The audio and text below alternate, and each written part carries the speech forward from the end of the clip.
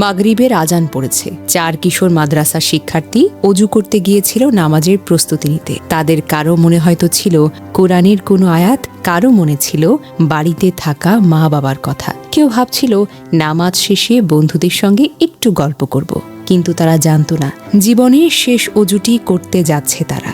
রবিবার সন্ধ্যায় নরসিংদীর মনোহরদী উপজেলার পাঁচকান্দি মদিনাতুল উলুম মাদ্রাসায় হঠাৎ শুরু হয় বৃষ্টি। আকাশে ঘন কালো মেঘ, সঙ্গে বজ্রপাত। সেই বজ্রপাতের একটি আঘাত মুহূর্তের মধ্যেই বদলে দেয় কয়েকটি পরিবারের জীবন। বজ্রপাতে গুরুতর আহত হয় 4 শিক্ষার্থী। দ্রুত তাদের শিবপুর হাসপাতালে নেওয়া হয়, কিন্তু হাসপাতালের দরজায় পৌঁছানোর আগেই নিভে গেল তিনটি কোমল প্রাণ। নিহত 3 জনই কিশোরগঞ্জ জেলার হোসেনপুর উপজেলার বাসিন্দা। বয়স মাত্র 13 থেকে 15 বছর।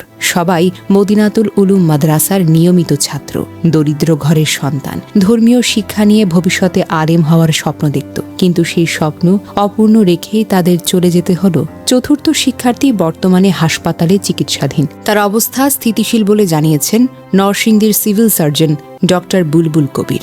ঘটনার খবর ছড়িয়ে পড়ার পর পুরো এলাকায় নেমে এসেছে গভীর শোক। মাদ্রাসা চত্বর, গ্রামের রাস্তাঘাট, বাড়িগুলোতে শুধু কান্নার আওয়াজ।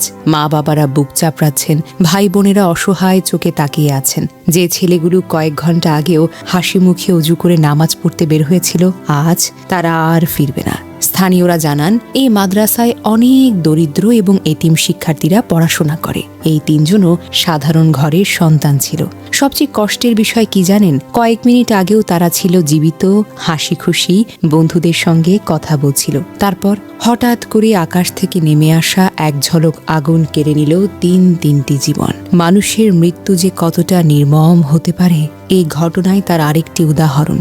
আজ 3টি পরিবারের শোকের মাতম। 3টি বিছানা খালি হয়ে গেছে। 3টি মায়ের বুক চিরতরে শূন্য হয়ে গেছে।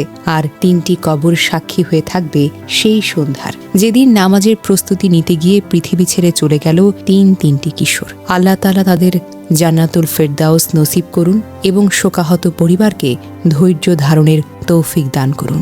আমিন।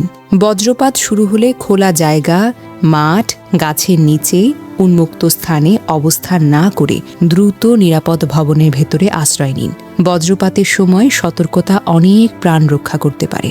বাংলাদেশে বজ্রপাত প্রবণ দেশগুলোর মধ্যে কিন্তু অন্যতম। প্রতি বছর বজ্রপাতে শত শত মানুষ মারা যায়, বিশেষ করে গ্রামাঞ্চলে।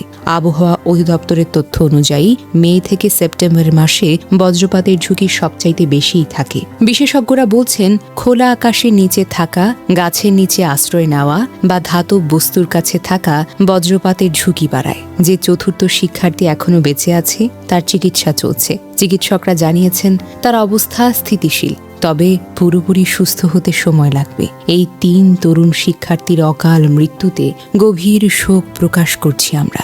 আল্লাহ তাআলা তাদের বিদেহী আত্মাকে জান্নাতুল ফেরদাউস নসিব করুন এবং শোকাহত পরিবারকে ধৈর্য ধারণ করবার মতো শক্তি দিন।